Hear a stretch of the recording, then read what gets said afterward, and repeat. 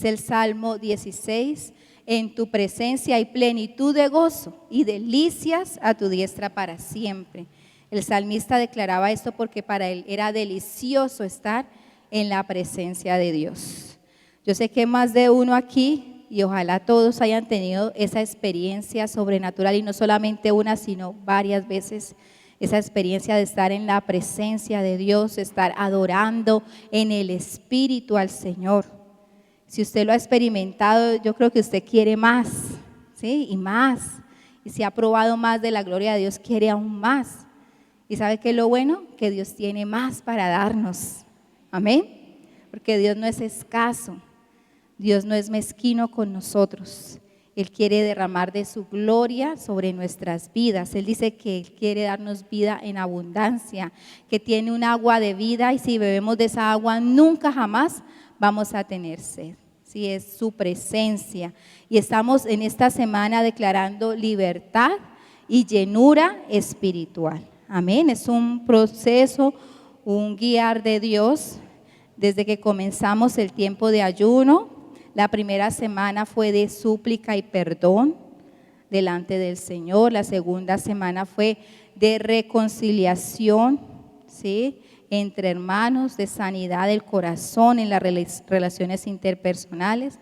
Esta tercera semana Dios nos guía a que oremos por esto, por libertad y por llenura espiritual. Amén. Dios quiere llenarte.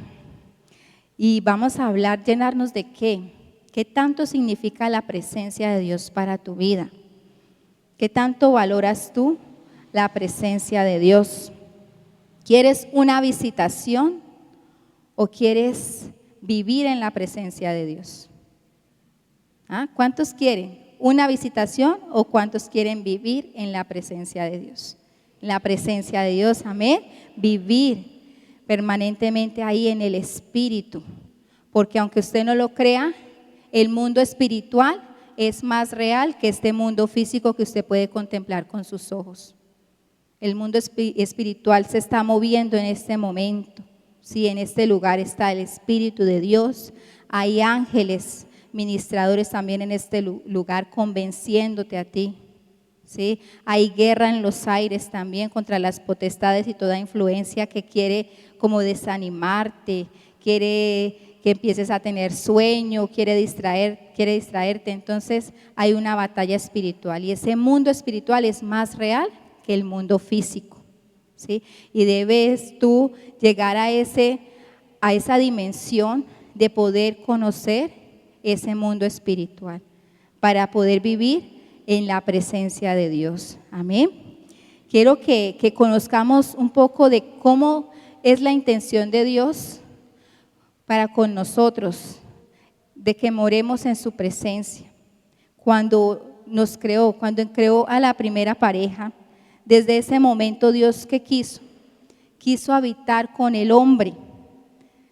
Sabemos la historia, usted la ha leído muchas veces en Génesis, capítulo 1, usted lo ha leído muchas veces. Muchas gracias.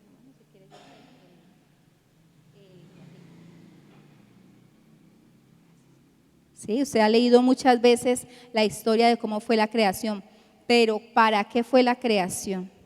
¿Para qué Dios creó el huerto del Edén? Para que ahí morara Él con el hombre. Y usted sabe que en ese tiempo Adán y Eva caminaban con Dios, estaban allí juntos, cercanos, había una conversación muy íntima, ¿sí?, entre ellos. Ese era el deseo de Dios desde un principio, vivir con nosotros, habitar entre nosotros, que pudiéramos disfrutar de su amistad, de su compañía. Y usted sabe que esa amistad, esa presencia fue quitada de nosotros por causa de el pecado, pero desde un principio la intención de Dios siempre ha sido que nosotros vivamos con Él, que estemos con Él, ¿sí? Y sigamos estudiando ese panorama para poder entender el valor de la presencia de Dios. Si usted se va después de todos los patriarcas, después de leer la historia de Noé, después de ver cómo Dios salvó a Noé del diluvio con su familia, de la generación de Noé se levantaron varios patriarcas también, conoce la historia de Abraham, que fue amigo de Dios, conoce la historia de Isaac, conoce la historia de Jacob, que fue cambiado su nombre por el nombre de ¿quién? De Israel, el cual fue el padre de las 12 tribus que eran sus hijos, ¿sí? Conoce que desde José, desde el tiempo de Jacob, que fue llevado por su hijo José a Egipto.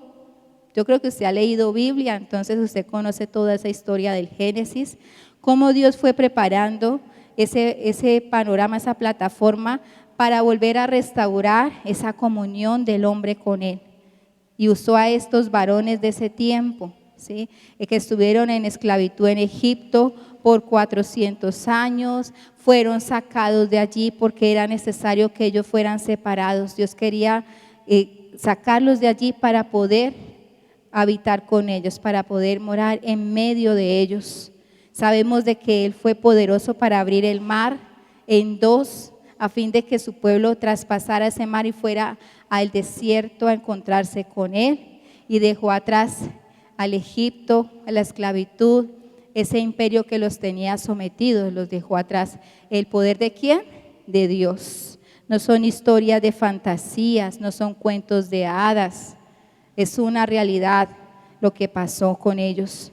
Todo con ese propósito de que volvieran a restablecer esa comunión con Dios. Vemos cómo Dios estaba con ellos. Y dice la palabra de que en medio del desierto se movía Dios con ellos de dos maneras. La primera manera era como una columna de nube en el día, a fin de que esa nube les fuera como sombra y que el sol no les quemase. ¿Sí? Ellos caminaban de día bajo esa sombra de esa nube que era la presencia de Dios. Y ellos estaban tranquilos y confiados porque sabían de que Dios estaba con ellos. Y de noche se manifestaba como columna de fuego también para alumbrarles el camino en medio de la noche, a fin de que ellos caminaran de día y de noche, ¿sí? Llegó un momento en que llegaron al monte Sinaí, donde primeramente Moisés fue llamado por Dios. ¿Se acuerdan de la zarza? Dios le dijo que en ese monte él iba a volver con el pueblo. Entonces llegaron nuevamente, llegó Moisés ya con el pueblo, y cuenta la historia en el libro de Éxodo de que él subió a ese lugar, ¿sí? Y Dios le daba unas indicaciones. Yo leí bien la historia y nosotros pensábamos de que Moisés había estado 40 días allá, pero si usted escudriña bien las escrituras, él subió varias veces. Dios le daba una razón y el pueblo se quedaba acá y veía los relámpagos en ese monte, veía las luces, veía esa nube de gloria. Sabían que Dios estaba con ellos. Y bajaba nuevamente Moisés a decirles: santifíquense porque Dios está en medio de nosotros. Volvía a subir Moisés a recibir más indicaciones. Llegó el momento en que Moisés se quedó allá muchos días. Ahí fue cuando se quedó 40 días, cuando Dios le estaba hablando de las tablas de la ley, ¿sí? De los mandamientos. No solamente eran los mandamientos, los 10 que conocemos, eran más leyes, eran leyes de convivencia, de cómo debían relacionarse entre ellos, aún de higiene personal. Dios tenía cuidado hasta de eso, de que ellos fueran aseados, y todas esas leyes se le estaba dando Dios a Moisés desde el monte Sinaí. Por eso fue que él se demoró todo ese tiempo. También le estaba dando las indicaciones de cómo debía ser el tabernáculo, que era como una tienda grande que iba a estar en medio de las otras tiendas donde vivían los israelitas, y allí iba a morar Dios en medio de ellos. Ahí vemos que Dios sí tiene el interés de morar en medio de nosotros, ¿sí? Desde un principio Él quería eso, ¿sí? Entonces le estaba dando indicaciones a Moisés de cómo debían hacer las cosas, cómo debía el pueblo santificarse para que él pudiera descender y habitar en medio de ellos, ¿sí? ¿Por qué tanta preparación? Porque Dios es santo. Y quiero darle un ejemplo. Bueno, en estos días va a haber un eclipse solar, el sábado creo que es el eclipse solar. Están dando varias recomendaciones porque puede ser dañino para los ojos, bueno, muchas cosas, los rayos ultravioleta. Y si usted a simple vista, o sea, un día soleado, usted quiere mirar el sol, usted no es capaz de mirar el sol directamente, ¿cierto? Puede dañar sus ojitos. Es una lumbrera y que está a miles de millones de distancia de nosotros y aún así no podemos soportar esa luz del sol, de una lumbrera. Ahora imagínese el creador de esa lumbrera, que también resplandece, la gloria de Dios resplandece, ¿sí? Entonces, por eso era que Dios daba esas indicaciones para poder habitar en medio de ellos y que ellos pudieran resistir la presencia de Dios en medio de ellos, porque en cualquier condición no se puede resistir la presencia de Dios. La presencia de Dios nos puede aplastar a nosotros, hermanos. De cualquier manera, nosotros no podemos decir, Dios está conmigo, la presencia de Dios conmigo, porque si estamos en una condición que no amerita, que no califica para estar en comunión con Dios, esa misma presencia de Dios nos puede aplastar, ¿sí? Entonces, por eso quiero que usted entienda el valor de la presencia de Dios. Por eso nos estamos santificando, por eso estamos ayunando, estamos preparándonos para lo que Dios quiera hacer en medio de nosotros. Amén. Les sigo contando la historia de este pueblo. Al ver que se demoraba Moisés, usted conoce la historia, ellos estaban acostumbrados a ver, o sea, tener algo visible para decir, aquí está Dios con nosotros. Sí, la nube, la columna de fuego, ellos decían, aquí está Dios con nosotros. También veían a Moisés en medio de ellos, bueno, ahí está Moisés, entonces Dios también está con nosotros. Ellos tenían una imagen de Dios muy limitada, por eso fue que mandaron a Aarón, a este sacerdote, a que hiciera la imagen de fundición. Sabemos la historia también de que él hizo un becerro. Sí, ¿por qué un becerro? Él dijo, aquí está el Dios que los liberó de Egipto. ¿Sí? Y ellos decían, este es Jehová, el que nos liberó de Egipto. Porque ellos querían tener una imagen de Dios, algo que ellos pudieran palpar, que ellos pudieran postrarse ante ese Dios. Así fueron enseñados en la tierra de Egipto. Sí, estudiando un poquito de esa parte, ellos relacionaron un Dios que tenían los egipcios. Sí, ese Dios de los egipcios se llamaba Apis, para que lo anote y lo estudie también. Apis tenía forma de buey, era un Dios egipcio. Entonces ellos dijeron, no, nuestro Dios Jehová, vamos a hacer a Dios Jehová, lo hicieron también en forma de becerro. Cuando aconteció eso, usted sabe que ellos le fallaron a Dios de esta manera. ¿Y qué le dijo Dios a Moisés en el monte? Dijo, desciende porque el pueblo se ha fornicado, ¿sí? se ha inclinado a ídolos y eso ofendió a Dios. ¿Qué pasó después? Cuando Moisés descendió, usted sabe que hubo una ruptura de la ley. El pacto que Dios había hecho con ellos fue quebrantado, porque Moisés, ¿qué hizo con las tablas? Las quebró sobre el becerro de oro, ¿sí? Sí, fue de oro, sí. Las quebró allí. Y entonces, ¿qué simboliza eso? Que el pacto que Dios había hecho con ellos fue quebrantado, ¿sí? Fue anulado, ¿sí? Entonces Dios en ese momento se enojó y ya no quería nada con ese pueblo. Le dijo a Moisés, voy a destruir este pueblo y voy a hacer de ti una gran nación. Voy a hacer de ti que gobiernes una nación que sí me ama y que sí me respete. Ahí lo que hizo Moisés fue interceder por este pueblo. Imagínense que Dios ya no le decía mi pueblo, sino que le decía a Moisés, tu pueblo. Ya se lo entregó a Moisés, ese pueblo que idolatró, que fue abominable delante de mis ojos. Entonces vemos aquí ese panorama de cómo ellos buscaban la presencia de Dios, pero lo hacían de una manera muy equivocada, ¿sí? Ya con esta introducción, Ahora sí quiero que vayamos a las Escrituras. Y yo quiero que abra la palabra de Dios en el libro de Éxodo, capítulo 33.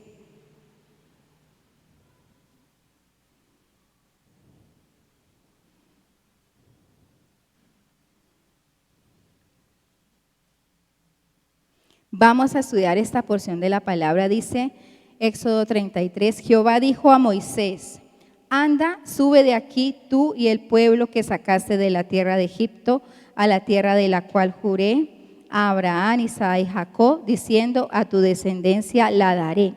Y yo enviaré delante de ti el ángel, y echaré fuera al cananeo, al amorreo, al eteo, al fereceo, al heveo y al jebuseo, a la tierra que fluye leche y miel. Pero yo no subiré en medio de ti, porque eres pueblo de dura cerviz, no sea que te consuma en el camino. Mire la advertencia que le daba Dios a ellos. Dice, yo enviaré delante de ti a un ángel. O sea, ya no le interesaba estar con ese pueblo. Dijo, voy a enviar un ángel. Antes iba con ellos, pero ahora dijo, voy a enviar un ángel. Y le dijo, yo no voy a subir en medio de ti. ¿Cuál fue la actitud del pueblo? El versículo 4 dice, oyendo el pueblo esta mala noticia, se vistieron de luto y ninguno se puso sus atavíos. Porque Jehová había dicho a Moisés, di a los hijos de Israel, vosotros sois pueblo de dura cerviz. En un momento subiré en medio de ti y te consumiré. Quítate pues ahora tus atavíos para que yo sepa lo que te he de hacer. ¿Sí? Entonces vemos aquí que ellos ya se lamentaban por lo que habían hecho, porque habían perdido ese privilegio que Dios estuviera con ellos, de haber sido los elegidos por Dios para vivir, para que Dios viviera con ellos. Habían perdido ese privilegio, vino esa tristeza porque ellos habían perdido la presencia de Dios, ¿sí? Pero vemos aquí, el Señor estaba parado en la raya, digámoslo así, en cuanto a su decisión. Pero miramos también cómo se mueve el corazón de Dios cuando hay una persona que intercede. Dice el versículo 13, cuando Moisés empezó a clamar a favor del pueblo, dice, ahora pues, si he hallado gracia en tus ojos, te ruego que me muestres ahora tu camino, para que te conozca y halle gracia en tus ojos, y mira que esta gente es pueblo tuyo. Le dijo, no me lo entregues, es tuyo. ¿Sí? En otra ocasión, Moisés le dijo a Dios, si lo destruyes, ¿qué dirán las otras naciones? Que los sacaste de Egipto para que murieran en el desierto y para que digan que tú eres un Dios cruel. De esa manera fue que convenció a Dios, ¿para qué? Para que no castigara a ese pueblo. Dios es un Dios justo, ¿sí? Dios no puede pasar por alto el pecado. Dios es un Dios justo, a Él no le podemos tapar los ojos y decir, no me mires, Dios, que es que ahorita no quiero que me mires porque voy a embarrarla, no, a Él no podemos engañarlo de esta manera, ¿sí? Este pueblo cayó en pecado y entonces se merecía su reprensión, ¿sí? Pero el clamor de Moisés hizo que se moviera el corazón de Dios. El versículo 14 dice, mi presencia irá contigo y te daré descanso. Y Moisés respondió, si tu presencia no ha de ir conmigo, no nos saques de aquí. Yo creo que esas palabras también deben estar en su oración. Cada día, cuando usted le pida a Dios, Señor, si tú no vas conmigo, no me saques de aquí. Si tú no me tomas de la mano, Señor, no permitas que yo me vaya, que yo salga de este lugar, que yo haga esto. Toda tu vida tiene que estar bajo la dirección del Señor, porque si Dios está en el asunto, en tu vida, todas las cosas van a marchar bien. Amén. Entonces esa fue la oración de Moisés. Si tu presencia no ha de ir conmigo, no nos saques de aquí. ¿Y en qué se conocerá aquí que he hallado gracia en tus ojos? Yo y tu pueblo. sino en que tú andes con nosotros y que yo y tu pueblo seamos apartados de todos los pueblos que están sobre la faz de la tierra. Y Jehová dijo a Moisés: también haré esto que has dicho, por cuanto has hallado gracia en mis ojos y te he conocido por tu nombre. ¿Sí? Usted con su oración puede conmover el corazón de Dios. Por eso cuando estamos aquí en medio de esa unidad, adorando a Dios, por eso es que yo le exhorto para que sea sincero con Dios, para que no haga algo tan superficial. Porque usted aquí puede levantar sus manos, puede cerrar sus ojos, puede hasta llorar, puede hasta arrodillarse. Y cualquiera puede decir: wow, qué hombre tan espiritual, qué mujer tan espiritual, el más espiritual de la congregación. Pero solamente Dios sabe si es de verdad que estás adorando o solamente estás fingiendo estar aquí presente y estás con tu corazón en otras cosas, ¿sí?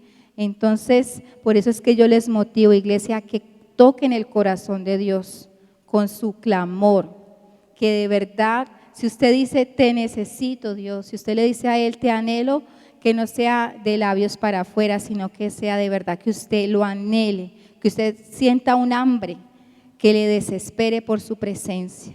Yo sé que usted ha experimentado el hambre física, le da dolor de cabeza, le da mareo, le da de todo, mal genio porque tiene hambre, pero ojalá así fuera también, que nos desesperáramos por la presencia de Dios.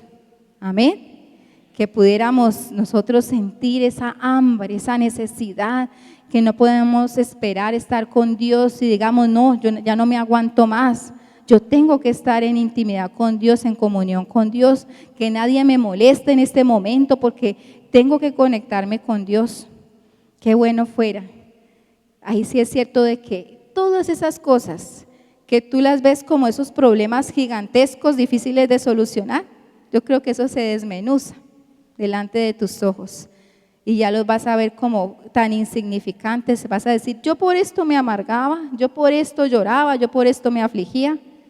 Cuando empieces a disfrutar de la presencia de Dios. Amén, porque si tenemos a Dios, no hace falta nada más. Amén. Dios lo llena todo, Dios nos satisface, Dios nos da paz, Dios nos calma nuestro dolor. Entonces, si estamos con Dios, con la presencia de Dios, no va a hacer falta nada más. Vemos aquí otra petición de Moisés. Si usted está conmigo en las Escrituras, lea el versículo 18. Dice: él entonces dijo: te ruego que me muestres tu gloria. ¿Qué petición? Muéstrame tu gloria. Y le respondió: yo haré pasar todo mi bien delante de tu rostro y proclamaré el nombre de Jehová delante de ti. Tendré misericordia del que tendré misericordia y seré clemente con el que seré clemente. O sea, Dios tiene autonomía, ¿sí? Y dijo: no podrás ver mi rostro, porque no me verá hombre y vivirá. ¿Sí? Ahí nos vuelve a confirmar el Señor de que nosotros no podemos soportar la presencia de Dios, la gloria de Dios en cualquier condición. ¿Sí? Tenemos que estar aptos para tener la presencia de Dios. Dice: no podrás ver mi rostro, porque no me verá hombre y vivirá. Nadie ha visto a Dios. Por eso nosotros no nos postramos ante imágenes, no decimos: Dios tiene ojos azules, Dios tiene cabello mono, nada. Nadie ha visto a Dios, porque Dios es espíritu. Amén. Dios es espíritu. Él no tiene semejanza de nada físico. Yo creo que cuando lleguemos allá a ver la gloria de Dios, vamos a asombrarnos de su grandeza, de su majestad. Si usted se va al libro de Apocalipsis, usted ve cómo Juan lo describía, que era resplandeciente, ¿sí? Pero no especificaba cómo eran sus facciones. Dice aquí: no me verá hombre y vivirá. Y dijo aún Jehová: he aquí, versículo 21, he aquí un lugar junto a mí, y tú estarás sobre la peña. Y cuando pase mi gloria, yo te pondré en una hendidura de la peña, y te cubriré con mi mano hasta que haya pasado. Después apartaré mi mano y verás mis espaldas, mas no se verá mi rostro. Dios le concedió un poquito. Sí, bueno, te voy a conceder un poquito. Métete en esta hendidura de esta peña, escóndete allá y yo voy a pasar, ¿sí? Y te voy a cubrir con mi mano, pero no me vas a ver mi rostro, sino que vas a ver mis espaldas, ¿sí? Esa fue lo que le concedió el Señor a Moisés. Cuenta la historia de que en ese pasar, o sea, Moisés fue transformado, ¿sí? Y esa gloria de Dios, o sea, hizo que él fuera diferente. Cuando él descendía del monte, dice que el pueblo no podía verlo, porque el mismo rostro de Moisés resplandecía como el sol. ¿Sí? Tremendo eso, ¿cierto? La presencia de Dios. Dice, yo quiero que leamos en el capítulo siguiente, cuando se renovó ese pacto. Recuerde que el pacto fue quebrantado, las tablas fueron quebradas, Dios ya no quería nada con ese pueblo, Moisés intercedió por ese pueblo, entonces Dios se compadeció e hizo que Moisés volviera a subir allá. ¿Cuántos días? Otros 40 días. Pero esta vez este pueblo sí se portó bien, porque ya entendió el mensaje. No, Dios no habita en ningún becerro. Y mire que ese juicio no solamente fue que la presencia de Dios no quiso estar con ellos, sino que hubo mortandad. Hubieron 3,000 muertos, porque ese becerro fue fundido. Ese oro se mezcló con agua y les tocó beber de esa agua de ese becerro, de la fundición de ese oro. Y fueron muchos muertos en ese momento. Siempre un castigo viene después de un pecado, ¿sí? En ese tiempo, cada uno tenía que pagar por su pecado, por su rebelión. En este tiempo es diferente, pero primero entendamos cómo era de valioso para ellos el que Dios estuviera en medio de ellos. Amén. Entonces vemos aquí, sigamos leyendo esta parte de cómo fue el pacto renovado nuevamente, porque otra vez Dios escribió en las tablas, ¿sí?, los mandamientos. Dice allí el pacto renovado desde el capítulo 34 del 1 al 15. ¿Sí? Allí el Señor le decía, bueno, vamos a organizar unas nuevas tablas. En el versículo 4 dice, Moisés alisó 2 tablas de piedra como las primeras, subió al monte, Dios allí estuvo con él, le empezó a indicar nuevamente la ley, cómo iba a ser el tabernáculo, ¿sí? Dice el versículo 28, y él estuvo allí con Jehová 40 días y 40 noches. No comió pan ni bebió agua, y escribió en tablas las palabras del pacto, los 10 mandamientos. ¿Sí? Y aconteció que descendiendo Moisés del monte Sinaí con las 2 tablas del testimonio en su mano, al descender del monte, no sabía Moisés que la piel de su rostro resplandecía, después que hubo hablado con Dios. Y Aarón y todos los hijos de Israel miraron a Moisés, y aquí la piel de su rostro era resplandeciente, y tuvieron miedo de acercarse a él. Entonces Moisés los llamó, y Aarón y todos sus príncipes de la congregación volvieron a él, y Moisés les habló. Después se acercaron todos los hijos de Israel, a los cuales mandó todo lo que Jehová le había dicho en el monte Sinaí. Y cuando acabó Moisés de hablar con ellos, puso un velo sobre su rostro. Cuando venía Moisés delante de Jehová para hablar con él, se quitaba el velo hasta que salía. Y saliendo decía a los hijos de Israel lo que le era mandado. Y al mirar los hijos de Israel el rostro de Moisés, veían que la piel de su rostro era resplandeciente, y volvía Moisés a ponerse el velo sobre su rostro hasta que entraba a hablar con Dios. Uy, la gloria de Dios sobre Moisés. ¿Será que eso fue exclusivo de Moisés? Eso es para él. ¿Será que Dios no más quiso tratar con él de esa manera? No.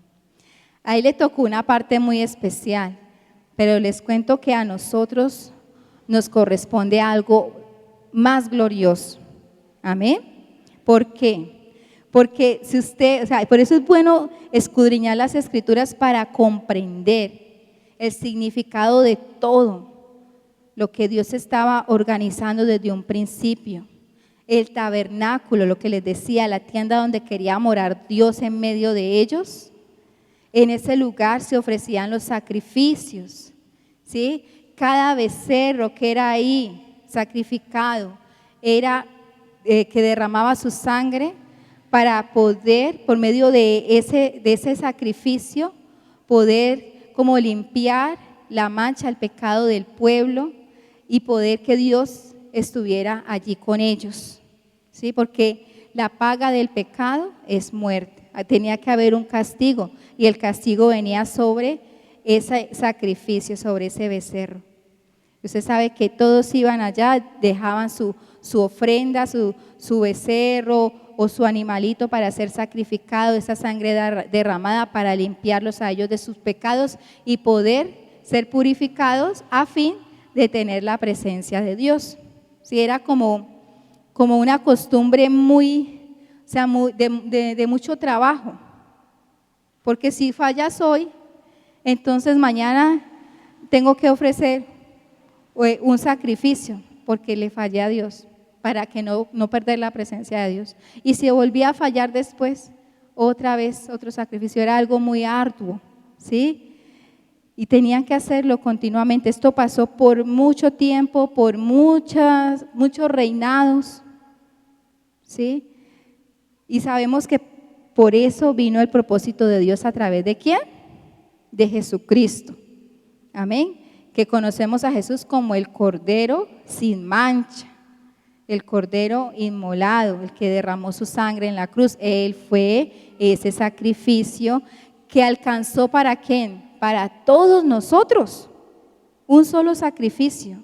Y por medio de ese sacrificio es que nosotros podemos tener la libertad de entrar en la presencia de Dios, de permanecer en la presencia de Dios. Si usted hubiera vivido en ese tiempo, usted no hubiera podido disfrutar de lo que puede disfrutar ahora. Y si usted no disfruta la presencia de Dios en este tiempo, pues se lo está perdiendo, ¿sí? Se lo está perdiendo porque es algo real, algo maravilloso. Uno disfrutar de la presencia de Dios, uno estar por horas en comunión con Dios, abrazados a la presencia de Dios, es lo más hermoso que nos puede pasar en la vida, ¿sí? Estar en la presencia de Dios, no se lo pierda más, hermano. Y yo quiero que entienda este significado. Mire, ese pueblo anhelaba la presencia de Dios, se puso triste cuando Dios dijo, no voy a estar más con ustedes. Estuvieron hasta de luto, se cambiaron sus ropas por ropas de luto, porque para ellos la presencia de Dios era lo más importante, ¿sí? Por eso estaba el tabernáculo en medio de ellos, por eso tenía que haber una preparación de santificación. Y les decía Moisés cómo debían prepararse. Aún las parejas no podían tener intimidad si Dios iba a descender en medio de ellos. Decía, todos en santidad, todos consagrados solamente para mí. ¿Pero por qué? Porque Dios es santo y su santidad y su gloria es tan grande que en nuestra humanidad nosotros no la podríamos resistir. Como les digo, nos aplastaría la gloria de Dios. Amén. Entonces, por eso fue necesario el sacrificio de Jesús. Yo quiero que leamos ya en el Nuevo Testamento, ya cambiamos la página. Esa era la ley, esa era como la manera de ellos acercarse a Dios, de tener la presencia de Dios a través de esos sacrificios. Pero ya cambiamos la página, la historia fue cambiada. Sí, y no solamente cambiada, sino cumplida a través de Jesús. Vámonos al libro de Corintios. En segunda de Corintios,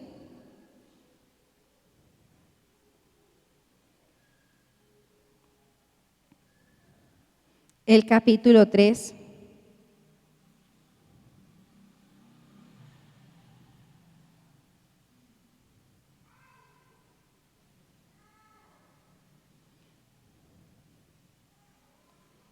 Dice en el versículo 6, hablando de Jesús.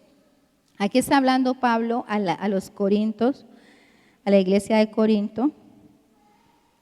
Y dice en el versículo 6, el cual asimismo nos hizo ministros competentes de un nuevo pacto.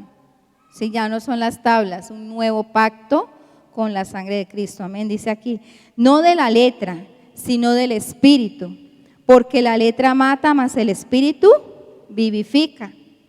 Y si el ministerio de muerte grabado con letras en piedras fue con gloria, está hablando que si eso fue tan glorioso en ese tiempo, la presencia de Dios en medio de ellos, las tablas, el monte Sinaí, la tempestad, los truenos, para ellos fue wow, algo glorioso. Eso es lo que está explicando aquí Pablo, ¿no? Si el ministerio de muerte, porque eso, si no cumplían esa ley, ¿qué pasaba? Tenían que morir. Dice, eso fue en piedras, fue con gloria, tanto que los hijos de Israel no pudieron fijar la vista en el rostro de Moisés a causa de la gloria de su rostro, la cual había de padecer. Versículo 8. ¿Cómo no será más bien con gloria el ministerio del Espíritu? Porque si el ministerio de condenación fue con gloria, mucho más abundará en gloria el ministerio de justificación, porque aún lo que fue glorioso no es glorioso en este respecto, en comparación con la gloria más eminente. Porque si lo que perece tuvo gloria, mucho más glorioso será lo que permanece. Así que teniendo tal esperanza, usamos de mucha franqueza. Y no como Moisés, que ponía un velo sobre su rostro para que los hijos de Israel no fijaran la vista en él, en el fin de aquello que había de ser abolido. Pero el entendimiento de ellos se embotó, porque hasta el día de hoy, cuando leen el antiguo pacto, les queda el mismo velo, ¿sí? El cual por Cristo es quitado, así como nosotros. Usted todavía tendrá dudas, no entenderá cosas, pero ¿por qué Dios hacía eso? ¿Pero por qué Dios decía que iba a destruir a los jebuseos, a los amorreos? ¿Pero por qué con este pueblo sí? Usted tendrá todavía como nubes en su mente, no sé, tendrá algunas cosas. ¿Por qué? Porque todavía puede haber ese velo, pero aquí la palabra de Dios dice que por Cristo es quitado. O sea, toda esa ley ya fue resumida. ¿En qué? En el sacrificio de Jesús. Amén. Y dice aquí el versículo 15, y aún hasta el día de hoy, cuando se lee a Moisés, el velo está puesto sobre el corazón de ellos. Pero cuando se conviertan al Señor, el velo se quitará. ¿Cuántos se han convertido a Cristo? A ver. ¿Sí? ¿De corazón? Entonces ese velo debe ser quitado. Ya usted no tiene que tener ninguna como ceguera espiritual, nada de eso, porque el Señor es espíritu, y donde está el espíritu del Señor hay libertad. Amén. Ya miramos a cara descubierta, como en un espejo, la gloria del Señor. Somos transformados de gloria en gloria en la misma imagen, como por el Espíritu del Señor. Amén. Entonces vemos allí cómo Pablo explica esa parte. Ya, todo eso, todas esas leyes ya solamente fueron resumidas por el sacrificio de Jesús. ¿Y qué significa eso para usted que está allí sentado en esta noche?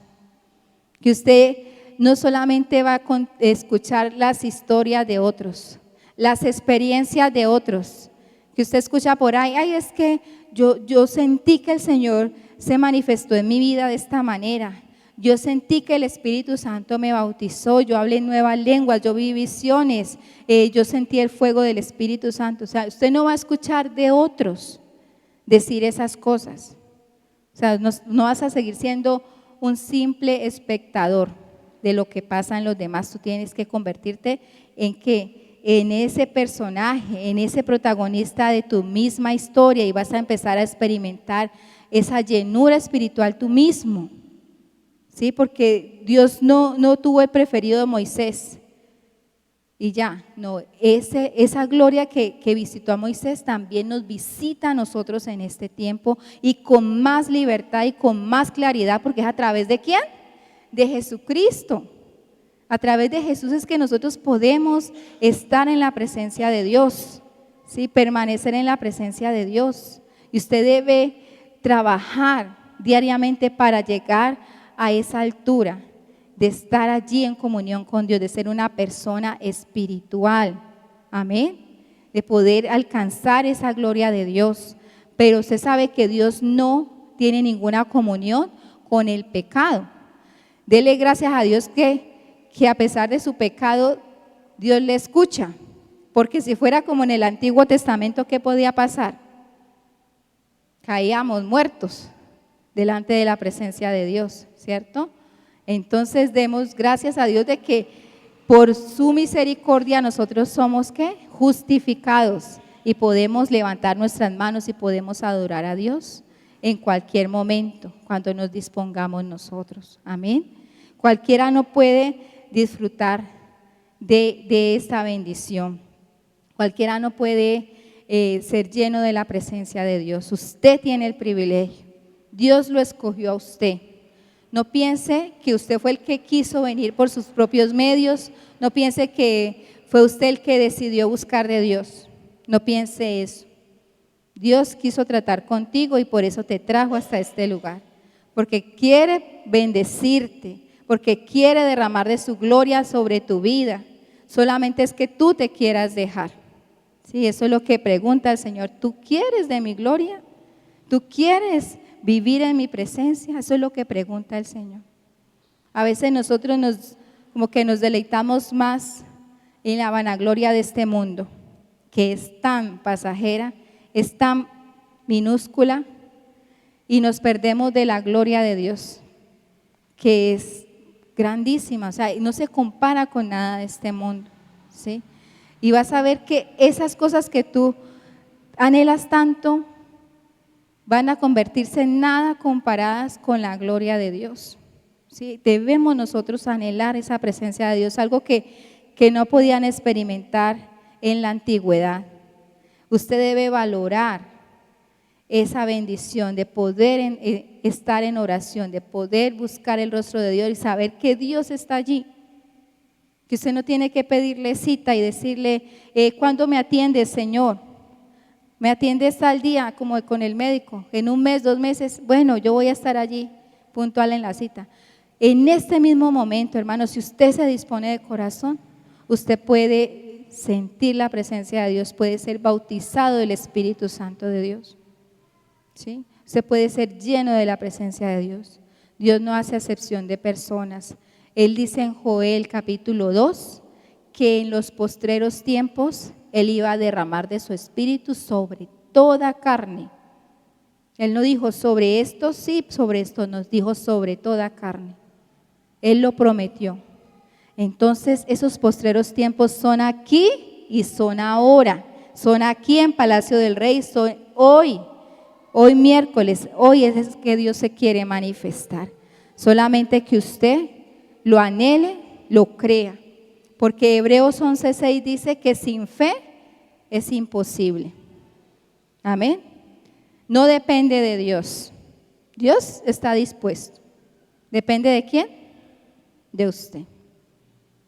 Ahora le pregunto, ¿usted quiere recibir esa gloria de Dios? ¿Qué petición le tienes a Dios en esta noche? Mira por un momento la petición que le hizo Moisés. Déjame ver tu gloria. Dios se lo concedió. ¿Usted qué le va a pedir al Señor hoy? Pídale la gloria de Dios, que Él tiene mucho para darle. Amén. Así que le invito a que se ponga en pie.